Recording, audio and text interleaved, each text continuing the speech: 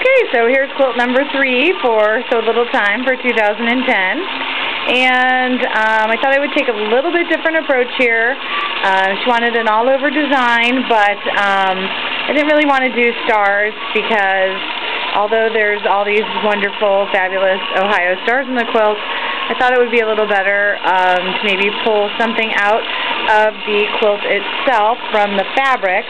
And I'm going to try to get in close here, and I don't know if you'll be able to see it or not with all the shadows, but the fabric has some little flowers and curly cues in it. It's very light, tone on tone, so you might not be able to see that, but I kind of got inspired from the fabric to pick a design that was sort of new to me and a little bit different. So you can see it has like these little swirls and feathers on it, teardrops if you will.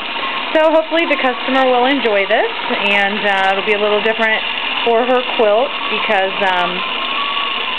you know, it's not just stars and a stipple or something like that. So trying to pull from the fabrics themselves and kind of be inspired, but that's the quilt, the third quilt for 2010. So I hope you're getting those quilts finished to bring them in. All right, thanks.